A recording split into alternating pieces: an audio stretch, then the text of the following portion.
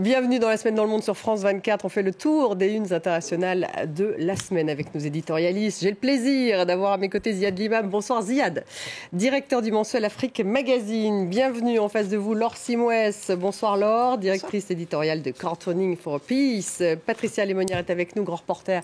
Bonsoir Patricia. Et puis Jean-Christophe Ploquin, rédacteur en chef et éditorialiste à La Croix. Bonsoir Jean-Christophe. Avec à la une, à La Croix Hebdo qui titre sur... on le voit apparaître, comment les ordinateurs ont appris à parler. Bon, ça, là, effectivement, vous venez au mode technologie à La Croix. Et puis La Croix, le quotidien. Pour le quotidien, on était sur le voyage du pape en Hongrie, puisque le pape est arrivé aujourd'hui. Et on a voulu vérifier comment est-ce que l'Église catholique hongroise ressentait sa proximité avec le pouvoir qui la bichonne. Lui qui a eu d'ailleurs, le pape François, un discours assez intéressant face au Premier ministre Orban. Au sommaire, ce soir, le Soudan, avec ces violents combats qui se poursuivent à Khartoum, mais aussi dans la région du Darfour, malgré une prolongation de la trêve. Affrontement entre l'armée du général Al-Bourhan et les forces paramilitaires d'Hemeti. Les évacuations de ressortissants étrangers se sont multipliées cette semaine et les ONG tirent la sonnette d'alarme. L'opération Wambushu à Mayotte, eh bien, elle continue cette opération malgré l'arrêt des rotations entre Mayotte et les Comores. Les forces de l'ordre ont interpellé 15 personnes la nuit dernière. Gérald Darmanin a affirmé que l'opération continuera le temps qu'il faudra, a-t-il dit. La campagne d'évacuation des bidonvilles à Mayotte a néanmoins été stoppée par le tribunal de Mamoudzou et le préfet a fait appel.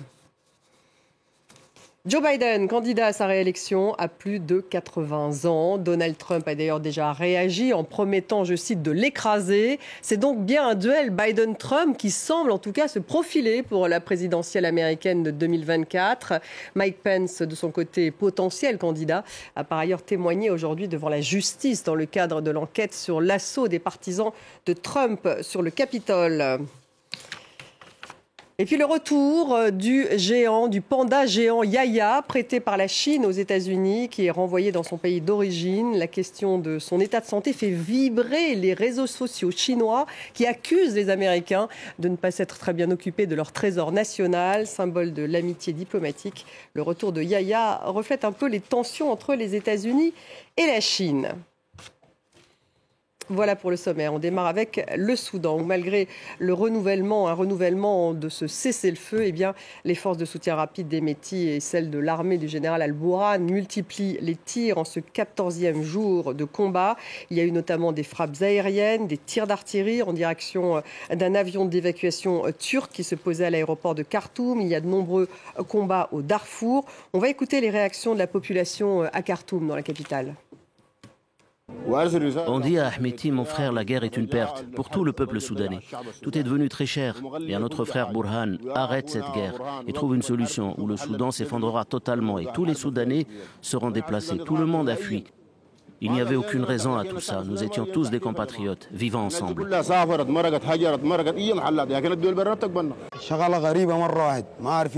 On ne comprend pas comment c'est arrivé.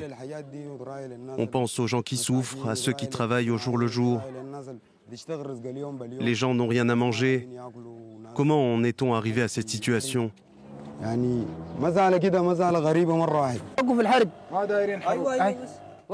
Arrêtez la guerre. Nous sommes des civils pacifiques qui ne cherchent qu'à gagner leur vie. Et nous demandons à ceux au pouvoir de se mettre à notre place. Vous ne serez pas au pouvoir pour toujours. Faites quelque chose qui nous sera bénéfique dans le futur. Ziad, on sent que cette incompréhension, ça va être un bain de sang. On parle de 500 morts, mais ça, c'est très sous-estimé aujourd'hui. D'abord, on a assez peu d'informations. Ce qui commence un peu à se comprendre ou à se décrypter, c'est les origines de la crise. En gros, avec deux versions, selon de quel côté on se passe. Il y a eu des négociations qui ont mal tourné, c'est certain, entre les forces, entre le général Bourhan, patron de l'armée, et le général Daglo, patron des fameuses forces rapides, Hemeti, de son surnom, et à partir de là, les scénarios divergent. Est-ce que Hemeti a tenté un coup de force, qui est tout à fait possible, en se disant que sa situation, en fait, devenait elle-même un petit peu difficile parce que le poids de l'armée est quand même assez important. Et puis,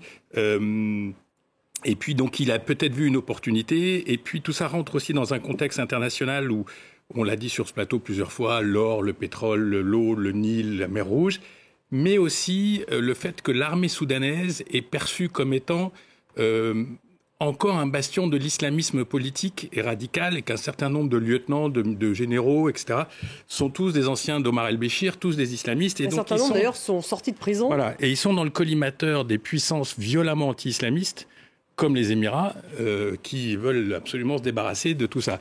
Ce qui se passe aussi, c'est que le coup, 6 coups il a échoué, et que l'armée ne s'est pas dissolue. C'est-à-dire que cette armée, elle est restée ensemble, malgré ses contradictions islamistes, post-islamistes, etc. L'armée soudanaise ne s'est pas dissolue, et elle dispose des moyens lourds, l'aviation, l'artillerie, que n'a pas forcément, malgré tout, Hemeti, qui est une force rapide, et qui a un problème de backup en ce moment. C'est-à-dire qui va venir l'aider à mener une guerre longue. Il ne peut pas vraiment retourner au Darfour où il a une réputation assez terrible puisqu'il a maté la rébellion du Darfour dans un bain de sang. Donc il est un peu, à mon avis, lui est dans une situation fragile. Alors là où les civils, effectivement, payent le prix, c'est que pour le moment, personne ne les écoute. Après, ce que j'ai entendu aussi, c'est qu'il y a des négociations, parce que comme tout le monde cherche des alliés, tant du côté de Borhan que du côté d'Aglo, on négocie pour avoir des soutiens dans la classe politique civile pour pouvoir avoir une espèce de relais, de marchepied par rapport à l'autre. De nombreux ressortissants, Patricia, étrangers qui ont été évacués cette semaine. La France a évacué 538 personnes, dont 209 Français. Il y a eu le Royaume-Uni, les États-Unis, et puis l'Égypte, le Tchad, les voisins, donc l'Arabie Saoudite.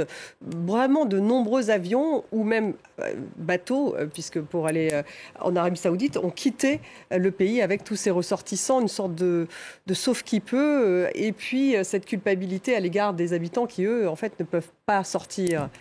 C'est-à-dire ceux qui sont partis et qui ont été extraits en quelque sorte. On a bien vu même dans l'opération française, il y a eu un militaire qui a été blessé lors de l'opération. Donc effectivement, c'était très compliqué. C'était très compliqué, c'était dangereux. Donc les opérations se sont déroulées. Alors effectivement, on laisse les habitants à leur sort. Et ce qui est intéressant là, c'est que ces habitants qui sont laissés pour il y a une grande partie qui fuit.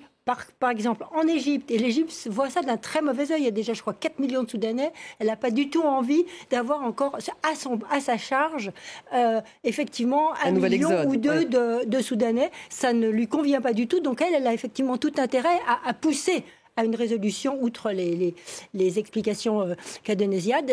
Elle a tout intérêt, effectivement, à stabiliser la situation et à maintenir le général Bourhan.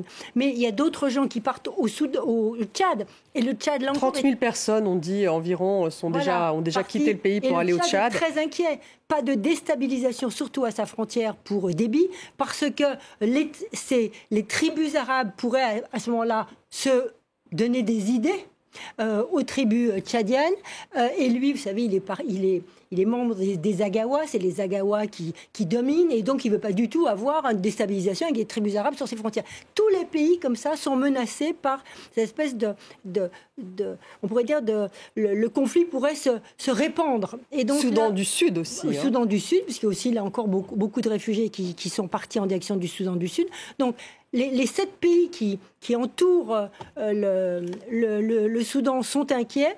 Et chaque général, en quelque sorte, a ses mentors ou a ses soutiens. Par exemple, Hemeti, il allait, lui, plutôt en Éthiopie. Éthiopie qui, elle, gère les eaux du Nil, en quelque sorte. Et l'Égypte, forcément, soutient l'autre général qui est contre ce projet. Enfin bon, vous voyez, c'est contre le projet de barrage éthiopien sur le Nil. Donc il y a des enjeux géopolitiques, une menace d'éclatement. Et là-dedans, la société civile, eh bien, ce qui est étonnant, c'est que durant toute cette période, il y a quand même eu ces comités de quartier qui se sont organisés, qui ont essayé de venir en aide comme ils le pouvaient, d'acheminer parfois les gens sur des routes plus sécurisées pour faire sortir les civils. Et ces comités de quartier, c'était eux qui étaient à l'origine de tous les mouvements, effectivement, qui ont entraîné La chute d'Omar el-Béchir et après les affrontements avec les généraux lors du putsch. Jean-Christophe, il y a une tentative de médiation, on a parlé donc de cessez-le-feu, et puis l'IGAD, qui est un bloc africain qui tente de jouer les médiateurs, l'Égypte, l'Éthiopie. Bon, manifestement, pour l'instant, la trêve n'est pas du tout respectée, mais il y a peut-être un espoir de diplomatie à un moment. Oui, c'est très compliqué, parce qu'on a vraiment deux hommes forts qui comptent régler, pour le moment, en tout cas, leurs différends par la force. Il y a un peu aussi un côté, c'est un peu de prédateurs aussi, de dirigeants qui veulent finalement avoir le contrôle aussi des ressources au Soudan. Et donc, pour le moment, c'est un affrontement qui passe vraiment par les armes. Alors, effectivement, vous avez mentionné la tentative de médiation de l'IGAD. On voit que les États-Unis aussi, Anthony Blinken est assez présent et essaye de pousser pour que les cessez-le-feu soient prolongés, soient maintenus. De toute façon, tout est mieux que cette guerre qui, effectivement, fait peser un poids énorme sur les civils. Ce qu'on a vu partir et ceux qui partent, notamment, effectivement, il y a beaucoup de Soudanais de Khartoum qui prennent la direction de l'Égypte. Ce sont en général des gens qui ont des niveaux de revenus suffisant pour pouvoir payer une place de bus 600 € ou 700 €, enfin l'équivalent, pour aller jusqu'à la frontière égyptienne. Ceux qui n'ont pas cette possibilité-là ont essayé de se replier sur des villes moyennes un petit peu plus proches à l'intérieur du pays, mais c'est vraiment les images qu'on voit. D'ailleurs, c'est des images de dévastation. Et c'est d'autant plus terrible que cette société civile, comme disait Patricia Limonière, elle a vraiment joué depuis il y a le comité des médecins années. Aussi. Voilà, c'était vraiment une société civile qui s'est organisée, qui avait pu s'entendre en 2019 pour participer finalement au renversement de Omar el-Béchir. Et aujourd'hui, elle est vraiment mise sur la touche. Par deux hommes forts, deux généraux, qui, parce qu'ils ont le pouvoir militaire, entendent finalement régler leurs problèmes comme ça. On peut penser quand même que cette société civile, comme le signalait Ziad Limam tout à l'heure, à un moment donné aussi, elle va sans doute redevenir un acteur parce que finalement, les belligérants, les deux généraux ont intérêt à chercher des appuis à l'intérieur du pays. Les dessins.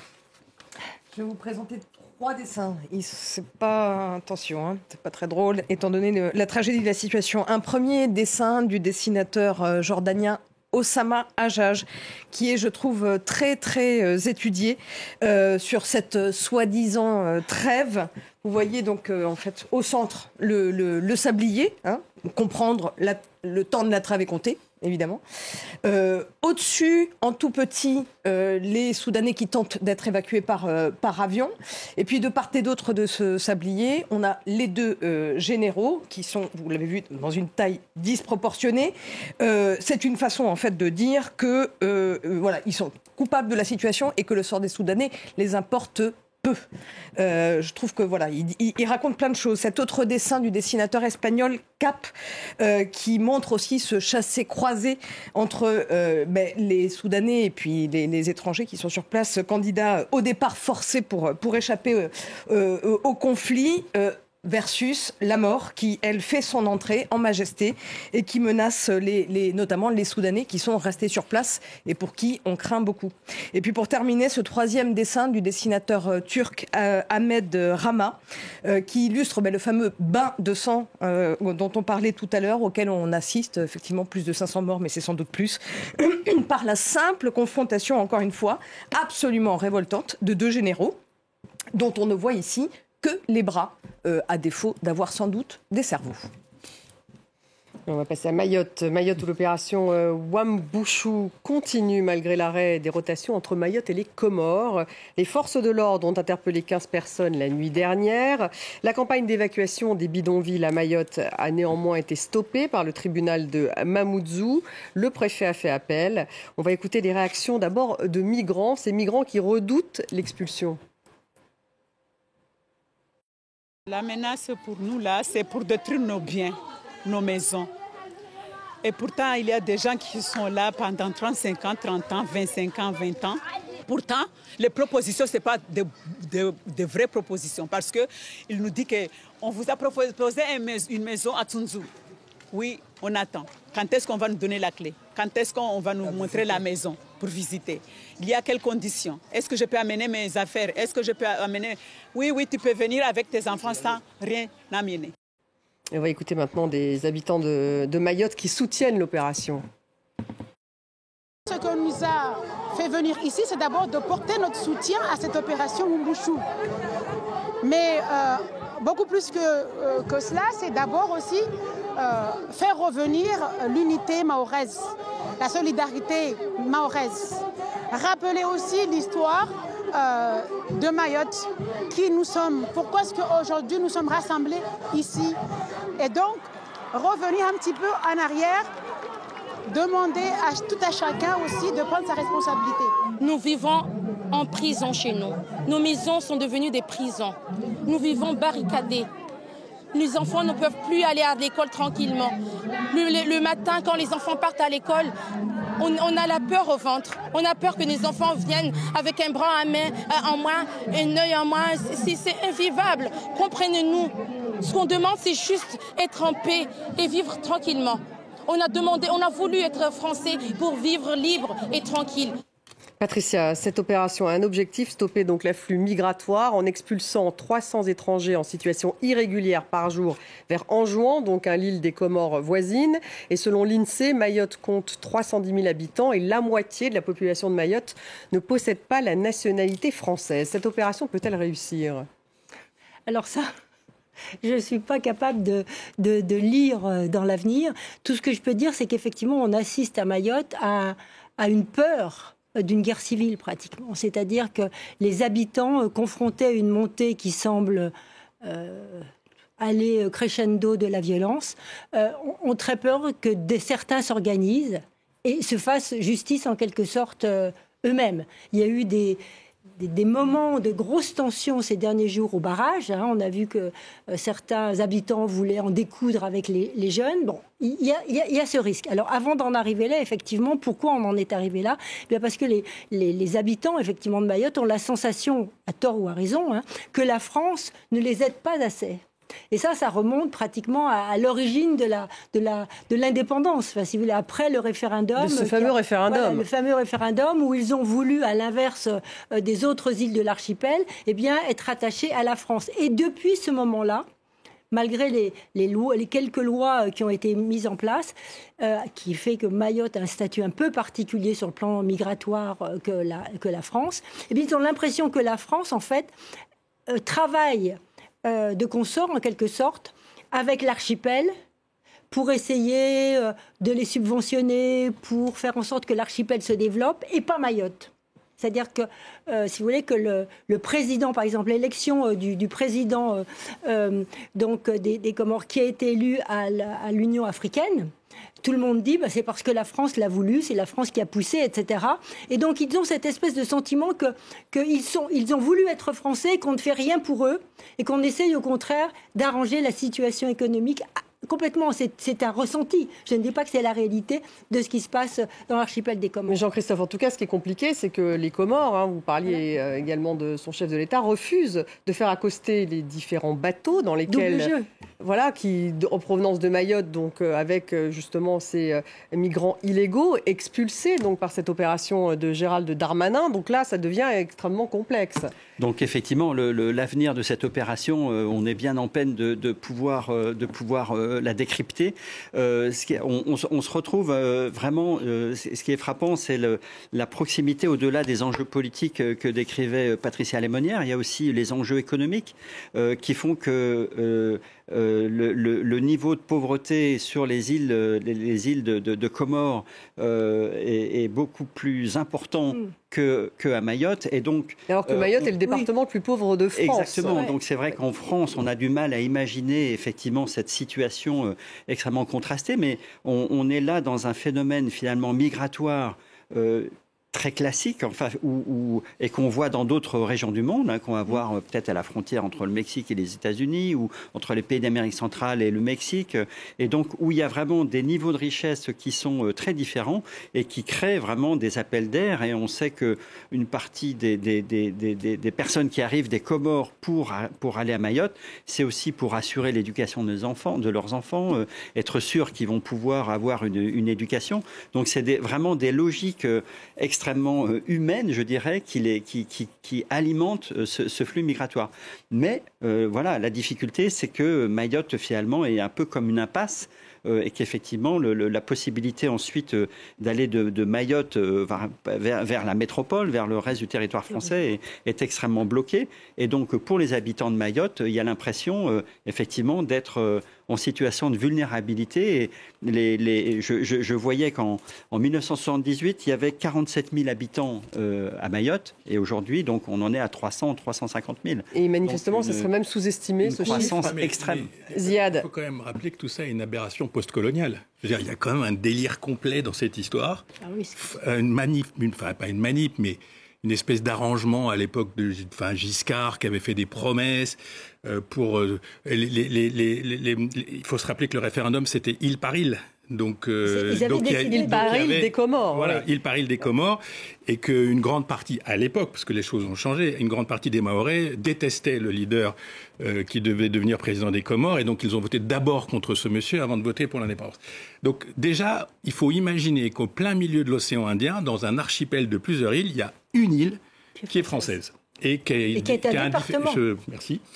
Département depuis 2011. Et donc, avec un différentiel, comme vous l'avez dit, tous les deux, d'ailleurs sur le plan de l'ONU, etc., c'est toujours reconnu. Condamné par l'ONU. Toujours condamné. Donc, il y a quand même une territoire faillite. Occupé, je crois. Il y a quand même une faillite, je veux dire. Moi, j'aime bien les ministres français qui tapent qui font les muscles, mais il y a quand même une faillite de l'État français. Je veux dire, on a laissé ce territoire se déglinguer. On ne l'a pas mis au niveau des restes, du reste j'allais dire, de la Guadeloupe, Martinique, etc. On a créé un appel d'air absolument invraisemblable par rapport à des populations pauvres. Et tous les 5-10 ans, on montre les muscles en disant on va expulser, on va ceci, on va ceci. C'est juste... C'est intéressant de voir qu'historiquement, des phénomènes coloniaux durent jusqu'en 2023. Parce qu'en fait, c'est exactement ça. On n'a pas résolu cette situation. Alors évidemment, aujourd'hui, les Mahorais, qui eux, pas tous les Mahorais, puisqu'il y a une élite, c'est celle qu'on entend. Cette élite mahoraise, effectivement, elle est parfaitement heureuse d'être française, parce que ça ouvre une opportunité sur le monde. Alors que les autres, leur opportunité, c'est d'essayer de ne pas mourir entre deux îles pour accoucher ou pour aller à l'école. Enfin, c'est vraiment tragique. C'est une des histoires les plus post-coloniales, les plus tragiques. Et puis avec l'enjeu, je dirais, géopolitique que ça peut représenter aussi, Patricia, pour la France, cette difficulté finalement de négocier avec les Comores. Entre la France et les Comores, il pourrait y avoir des négociations, peut-être. C'est ce que rappelait Ziad, c'est du départ que ça s'est joué. Parce qu'effectivement, au départ, la France a choisi finalement d'utiliser le vote île par île, qui n'a pas été reconnu pratiquement sur un plan international, parce qu'elle voulait garder une position stratégique dans cet endroit très particulier de l'Afrique de l'Est, j'ai envie de dire, au large de l'Afrique de l'Est. Elle voulait garder une position. Et c'est parce que la France voulait garder cette position stratégique qu'en fait, on a eu ce vote île par île et cette reconnaissance. Puis après, au début, ça n'a pas été un département. Vous voyez, c'était simplement, elle avait un statut de territoire d'outre-mer. Et puis après, il a fallu, on est passé une autre étape. 2011. Le département. Donc, au lieu d'essayer de régler ce problème et de le résoudre, on s'est enferré dans cette logique sans apporter de solution globale au problème. Et si vous voulez, quand on parle d'appel d'air, effectivement, parce que par rapport à l'environnement, Mayotte, eh bien effectivement, c'est un paradis pratiquement. Malgré tout, on peut espérer pouvoir accoucher, etc. Mais il y a beaucoup de gens qui espèrent quitter Mayotte, qui quittent Mayotte parce qu'il n'y a plus de débouchés, il n'y a plus de travail, il n'y a plus rien, si vous voulez, maintenant. Il y en a qui partent pour aller à Madagascar, à La Réunion, pour essayer de trouver du travail ailleurs. Et néanmoins, ceux qui sont dans l'archipel des Comores, comme c'est encore pire, eh bien, continuent à arriver. Et on n'arrive pas à endiguer ce flux. Vous avez raison de souligner l'aspect géostratégique, c'est-à-dire... On entend beaucoup depuis quelques années la France qui prône un peu la dimension indo-pacifique et donc pour montrer qu'elle est une puissance à la fois dans l'océan Indien et dans le Pacifique et pour pouvoir jouer un rôle. Et donc, effectivement, avoir comme ça un pied-à-terre, en quelque sorte, oui, mais même... comme Mayotte, ça compte dans son dispositif. Mais alors, eux sont abandonnés par la République. Mais même là, il n'y a pas eu de suivi stratégique. Oui, c'est-à-dire parce que comme l'île est relativement quand même dans le canal du Mozambique, on n'est pas exactement là, donc elle n'a pas non plus bénéficié d'une infrastructure militaire particulièrement importante qui aurait pu entraîner l'idée d'un petit porte-avions. Ce qui est par exemple le cas où la France, par exemple, dans la réorganisation de ses forces extérieures, a mis Djibouti de côté, parce que Djibouti, justement, on est vraiment dans l'axe de l'Indo-Pacifique, de la Chine, de l'Asie, etc. Mayotte, il faut descendre très au sud et c'est pas tout à fait la même chose. C'est pour ça que je dis que... C'est en face du Mozambique. Et le Mozambique, il y a beaucoup de pétrole et de gaz. Il y a beaucoup d'islamistes aussi maintenant, de djihadistes, etc.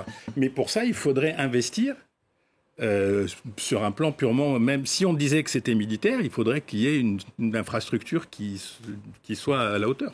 En tout cas, Gérald Darmanin veut donc faire de cette opération une opération de long cours, a-t-il dit. Puis après, il y a des résonances internes en France. On est un foutu de faire une loi immigration, mais ça le fait bien d'envoyer des gendarmes ça nourrit le débat français aussi, donc c'est pas comme toujours. D'autant que Marine Le Pen a fait quand même 59% au premier tour, aux élections présidentielles. Oui. À Mayotte. Les dessinateurs. Oui, mais vous verrez trois dessins qui se concentrent un petit peu sur ce que Ziad mentionnait tout à l'heure, la faillite de l'État français quand même aussi dans cette opération. On a un premier dessin par exemple de Cambon, dessinateur français, qui, on va le voir tout de suite, opération de police à Mayotte. Tu vas voir la République française à l'œuvre. C'est assez féroce, mais c'est vrai que quand on utilise la force comme dernier recours, généralement, c'est que c'est pas très bon signe et que l'État a failli quelque part. Un deuxième dessin de Urbs, dessinateur français qu'on ne présente plus, qui tourne en dérision évidemment la situation comme il sait le faire à chaque fois, mais pour mieux dénoncer cette impuissance de l'État dont on parle. Les Comores refusent l'accostage de migrants venant de France. Allez, oust, vous allez nous attirer Darmanin. On rebondit là aussi évidemment sur l'actualité métropolitaine, comme on dit. Et puis pour terminer, ce dessin de Yass, dessinateur français aussi. Résultat, c'est le tableau que Yass résume très bien. La reprise en main violente par l'État d'un côté face à la colère et à la misère de la population de ces bidonvilles qui ont été détruits à coups de tractopelle. Et puis un grand sentiment aussi d'absurdité, puisque au fond vous voyez ce gendarme qui s'étonne de voir encore des Comoriens arriver sur Mayotte parce que ailleurs c'est encore plus la misère. Donc il se dit mais qu'est-ce qu'il vient faire dans ce beau bordel? Absurdie. Vous vous permettez. Je considère que le mot bordel est encore acceptable. Allez, direction les États-Unis, où Joe Biden est candidat, donc officiellement cette semaine, candidat à sa réélection à plus de 80 ans. Donald Trump a d'ailleurs déjà réagi, il a promis de l'écraser, je cite. Un duel Biden-Trump donc semble se profiler pour cette présidentielle de 2024. On va écouter un extrait de la vidéo que Joe Biden a postée sur les réseaux sociaux, donc la vidéo qui officialise de sa candidature. When I ran for president 4 years ago, I said we're in a battle for the soul of America, and we still are. The question we're facing is whether in the years ahead we have more freedom or less freedom, more rights or fewer. I know what I want the answer to be, and I think you do too. This is not a time to be complacent. That's why I'm running for re-election. Jean-Christophe Ploquin, tout le monde ne parle que de l'âge du futur candidat. Franchement, ça fait la presse américaine. Il a 80 ans, il en aura 81 au début des primaires et 82 au début du second mandat s'il est élu. Et 86 en fin de mandat s'il est élu. Et qui va jusqu'au Alors, est-ce qu'il est trop vieux? Voilà, alors, on ne peut pas dire ça. C'est-à-dire, le critère de l'âge est évidemment à prendre en considération. Après, on connaît des jeunes présidents ou des jeunes premiers ministres ou des jeunes hommes politiques qui, parfois, on se dit que ce serait bien qu'ils aient un petit peu plus d'expérience. Mais en tout cas, non, pour Joe Biden, regardez, écoutez, quand on l'entend, cette voix douce, cette voix, effectivement, qu'on sent un petit peu âgée, donc un peu l'expérience. Vous, ça vous rassure? Non, mais le contraste le contraste avec Donald Trump, qui est le braillard en chef, qui est avec sa casquette rouge et qui est toujours dans la confrontation permanente. Et donc cette candidature de Joe Biden, elle s'explique vraiment par ce qui va à nouveau jouer le contraste entre le leader, certes âgé, mais le leader surtout réconfortant, le leader qui va défendre les libertés, voilà, qui va chercher le consensus, face à quelqu'un dont il estime qu'il est un disruptif extrêmement dangereux, donc Donald Trump, et Biden estime qu'il est le seul à pouvoir vraiment faire barrage, donc il y va. Il y va, oui, parce qu'on a l'impression que c'est de l'an. C'est parce que Trump se présente, donc il y va aussi pour ça. Trump se présente, mais sa durée de vie politique... bon. Il a 77 ans, non, en fait. Je parlais pas de sa durée de vie biologique, je parlais de sa durée... D'abord, il n'est pas beaucoup plus jeune. C'est ça. Un peu et sa plus durée jeune, de vie politique est quand même un peu... Même si on sait qu'il c'est un sacré bagarreur, il y a quand même un certain nombre de procès, de casseroles qui montent petit à petit autour de lui, etc. Enfin, pour l'instant, ça ne lui a pas vraiment porté préjudice. Oui, parce que la base MAGA, elle est toujours là, mais n'empêche qu'ils ont aussi perdu des élections lors de ces fameuses élections intermédiaires. Donc, c'est pas aussi clair que ça soit aussi Superman qu'avant. Ce qui est embêtant pour les démocrates, c'est qu'ils n'ont pas de solution. En fait, c'est parce qu'il n'y a pas une personnalité qui aurait pu émerger pendant les 4 ans et qui aurait pu prendre naturellement la suite. Et ça pose la question de Kamala Harris, parce que le ticket, c'est Biden-Kamala Harris. Et on voit très bien l'angle de tir des républicains s'organiser. Si vous votez Biden, vous votez Kamala Harris. Donc vous votez pour l'aile, j'allais dire, intello, libéralo, féministo, métisso de l'Amérique, alors que nous, on est les vrais blancs, la vraie culture, etc. Donc on voit que c'est un combat qui va s'organiser. Et puis, je ne veux pas apporter la poisse à personne, mais quand même, l'âge joue, et sur des échéances de 2, 4 ans, 6 ans, c'est quand même un facteur important. Mais ne serait-ce que pour faire campagne. Et puis j'imagine très bien un certain nombre de gens en Afrique qui se rigolent en disant, nous, on nous accuse d'avoir des vieux chefs, mais bon, visiblement, ça n'empêche pas les Américains d'avoir 2 candidats, tous les 2, septuagénaires et octogénaires. Oui, mais aux États-Unis, on les change tous les 4 ans. Non, mais c'est ça qui est intéressant. Le renouvellement des générations n'est pas si facile. Pourquoi est-ce qu'il n'y a plus de renouvellement dans cette démocratie américaine, Patricia? C'est quand même la question qu'on se pose. Oui, et on se la pose d'autant quand on regarde les chambres. Quand on regarde le Sénat et quand on regarde... Oui, c'est pas tout jeune, oui. Ils sont tous âgés. Je veux dire, il y a beaucoup... on a l'impression que la politique... Alors c'est ça qui serait inquiétant. Est-ce que la politique n'attire plus ne crée plus. Vous savez, aujourd'hui aux États-Unis, la campagne électorale, ça coûte une fortune. Je crois que c'était multiplié par 3 entre l'ancienne et celle d'avant. Donc, qui peut se lancer? Quel est l'homme? Parce qu'aux États-Unis, il y a toujours un homme qui surgit de nulle part. Et donc, c'est une telle machine financière à soulever des fonds qu'il faut effectivement soit être déjà dans la place, pratiquement, donc, ou être comme Trump, un homme d'affaires qui arrivait à soulever des fonds peut-être moins cette fois-ci. Mais justement, il en a levé des fonds pendant qu'il était inculpé. Mais là, ça lui a profité. Oui, mais ça lui profite chez les MAGA. Enfin, c'est ceux qui sont sa base dure. C'est celle-ci qui le finance pour l'instant. Il y a quelque chose d'intéressant, c'est que les Américains, 70%, ça nous rappelle un peu la France, ne veulent pas de ce duel-là. Oui. Ça nous rappelle Marine Le Pen, le président Macron. Mais les Américains, c'est 70%. Ils ne veulent pas. Et ce qui est intéressant, c'est les indépendants, les fameux, cet électorat qui est au milieu. Eh bien, cet électorat ne veut pas de Biden, mais ne veut pas non plus de Trump. Donc... alors, est-ce qu'ils vont s'abstenir? Côté démocrate, je pense qu'il y a un consensus. Ils se disent...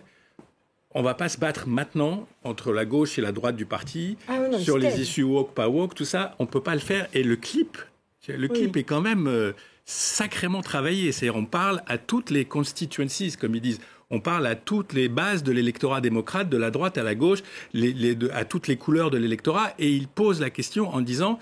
C'est un combat non pas pour le pouvoir, c'est un combat pour la nature de l'Amérique. C'est-à-dire plus autoritaire, moins autoritaire.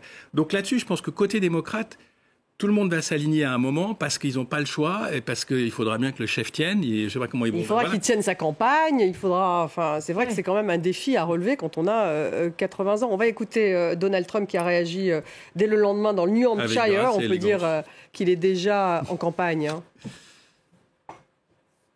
Le MAGA, c'est Make America Great Again, c'est-à-dire rendre l'Amérique grande à nouveau. Non, nous ne représentons pas de menace. C'est Biden qui représente une menace pour la démocratie parce qu'il est grossièrement incompétent, qu'il n'a aucune idée de ce qu'il fait. Il n'a pas la moindre idée de ce qu'il fait. Et c'est une très mauvaise chose pour notre pays. Et notre pays est dans une position très, très dangereuse en ce moment. Très, très dangereuse. Nous sommes maintenant dans une nation en grave déclin, une nation qui a perdu son chemin. Le discours décliniste, Jean-Christophe. Oui, donc vraiment, le même. C'est terrible. Enfin, entre guillemets, c'est terrible pour le Parti républicain. C'est-à-dire qu'il n'arrive pas à avoir un leader qui puisse contester Trump. Alors on va voir Ron DeSantis, le fameux gouverneur de Floride, mais qui va sans doute aller sur les mêmes thématiques que Trump. Donc, lui est beaucoup plus jeune. Le Parti républicain est quand même prisonnier aujourd'hui d'une base effectivement très militante, très active, mais très extrême.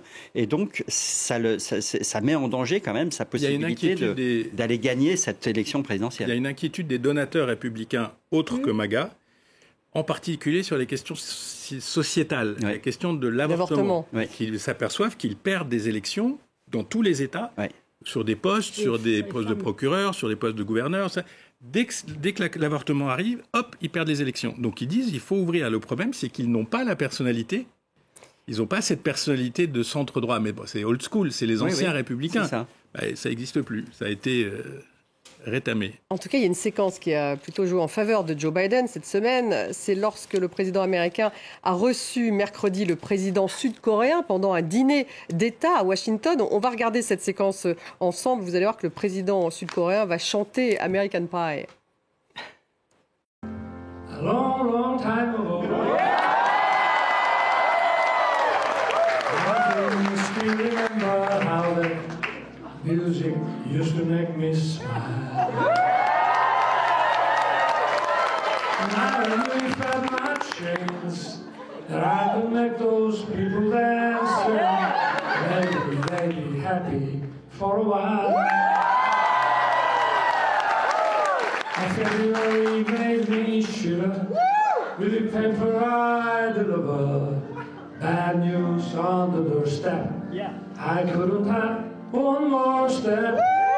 I can't remember if I tried when Le président sud-coréen qui chante American Pie, Yoon Suk-yeol, alors qu'il est allé voir Joe Biden pour avoir signé un accord avec les États-Unis, cette déclaration de Washington contre la Corée du Nord. Là, on peut dire que c'est moins gai, mais ça joue quand même en faveur de Joe Biden, cette séquence, non ? Mais il est chaleureux, il est sympathique, Joe. C'est pour ça, quand on parle de l'âge aussi, c'est aussi, comme vous le disiez, c'est rassurant, c'est le old chap, c'est le vieux compagnon qui est là, etc. Donc il est dans le paysage. Ouais. Barack Obama aurait été là, je pense qu'il aurait pris le micro et qu'il l'aurait accompagné. Il y aurait eu un duo. Il y aurait eu un duo. Donc on voit quand même, on le voit. Enfin, il est un peu gêné. Enfin, on sent qu'il sait jamais très bien quoi faire. Mais c'est vrai qu'il sortait d'une discussion importante où c'était question de nucléaire, de la Corée du Nord, et que voilà, ça faisait du bien peut-être de se détendre. Oui, pour la première fois depuis des dizaines d'années, un sous-marin nucléaire américain va aller en Corée du Sud pour avoir un effet dissuasif vis-à-vis de la Corée du Nord. Les Américains sont très remontés. Ça valait bien Carmanquet. Ça valait bien American Pie. Voilà. Les dessins. Oui, alors 3 dessins, dont un premier du dessinateur Chapat, dessinateur suisse, qui est assez extraordinaire, qui nous montre donc le duel qui nous attend en 2024. Quel espoir et quel élan pour la démocratie. Il se passe de commentaires, mais voilà le paysage électoral qui peut se profiler dans quelques années. Extraordinaire ce dessin. Un autre dessin tout aussi savoureux du dessinateur américain Cal pour The Economist, une petite scène domestique où on voit ce couple devant la télévision et puis cette femme qui s'interroge, 2024, je crois que c'est la somme de leurs âges. Peut-être que j'aurais peut-être trouvé ça encore plus drôle que ce soit l'homme qui le dise. Mais enfin, petite parenthèse fermée. Et puis pour terminer aussi, ce dessin du dessinateur belge Kroll pour Le Soir, un Kroll comme on les aime. Réfléchis quand même, Joe, parce qu'un second mandat, c'est pas simple, dit Emmanuel Macron, que tout le monde aura reconnu grâce donc aux Français qui brandissent des casseroles en colère derrière lui. Je trouve cette inversion des rôles assez incroyable, où c'est en fait le plus jeune président qui donne des conseils aux plus vieux. Et pour terminer, on les aime. Très drôle. Pour terminer, on va terminer sur cette image du retour du panda géant Yaya, ce panda qui avait été prêté par la Chine aux États-Unis, qui est renvoyé dans son pays d'origine. La question de son état de santé a fait littéralement vibrer les réseaux sociaux chinois qui ont accusé les Américains finalement de ne pas s'être bien occupés de leur trésor national puisqu'il est resté 20 ans à Memphis et c'est le symbole de l'amitié diplomatique, ce retour de Yaya, et qui reflète un peu, on peut dire, les tensions entre les États-Unis et la Chine. Alors, il y a eu quand même une coopération entre Chinois et Américains pour... C'est pas une expulsion d'Yaya, c'est plutôt un rapatriement sanitaire et qui se fait quand même en coopération, qui se fait en coopération avec les deux pays.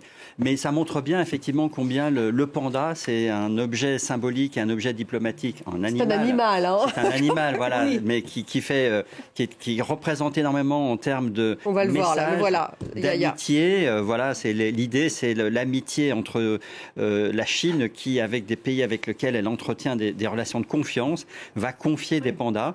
Il y en a 2 en France, donc la France fait partie des amis de la Chine. C'est ça, Emmanuel Macron a réussi après, sur les réactions de la blogosphère chinoise, je dirais qui sème le nationalisme récolte le nationalisme. Et donc, on sait que les Chinois, depuis plusieurs années, Xi Jinping excite le nationalisme chinois. C'est finalement son principal levier pour mobiliser les Chinois derrière lui. Et bien donc, ça donne aussi ces éruptions un petit peu... Et même certains en Chine aujourd'hui, dans la blogosphère justement, appellent à la fin de cette diplomatie dont vous parlez, de cette diplomatie du panda. Trop gentille. C'est trop gentil, trop soft power. À la limite, il faut être beaucoup plus offensif, en particulier vis-à-vis effectivement des États-Unis d'Amérique. Et cette diplomatie du panda est héritée, en fait, c'est une vieille tradition chinoise héritée des empereurs, puis qui a été remis au goût du jour, effectivement. Avec Nixon, me semble-t-il, aussi. Avec le Parti communiste, les premiers sont arrivés aux États-Unis après le voyage, quelques mois, 2 ans après ou 1 an ou 2 après, le voyage du président Nixon. Et puis après, il y était la reconnaissance de la Chine communiste par les États-Unis d'Amérique. Moi, je pense que c'est aussi assez tragiquement, ça décrit assez tragiquement la crispation tout court entre les États-Unis et la Chine, parce que si ça descend à ce niveau-là, même s'il y a de la manipulation et on chauffe les gens, n'empêche que ce qui était une amitié il y a 20 ou 30 ans est en train de devenir un antagonisme qui se place à tous les niveaux. En 20 ans, ça a bien changé. Les dessins, pour conclure. Oui, on a deux dessins. Un dessin de Heng, dessinateur de Singapour, qui résume bien tout ce qui vient rapidement. Allons directement à ce dessin de Mr. T, qui a fait le dessin exprès pour l'émission. Qu'est-ce qui manquera à Yaya on le salue, Mr. T, de l'avion? C'est TikTok. Extraordinaire. Il fait vraiment, merci à lui, pour l'émission à la hâte. Et l'autre? Non. Bon, là, on termine sur TikTok, sur Mr. T. Sur cette pirouette. Qu'est-ce qui va manquer à Yaya? TikTok. Merci beaucoup à tous les 4. Ziad, Patricia, Christophe, merci Laure, merci à vous tous de nous avoir suivis. Restez avec nous sur France 24. Je vous souhaite un bon week-end et je vous retrouve dans une petite semaine. C'est Claire Bonichon qui va me remplacer la semaine prochaine.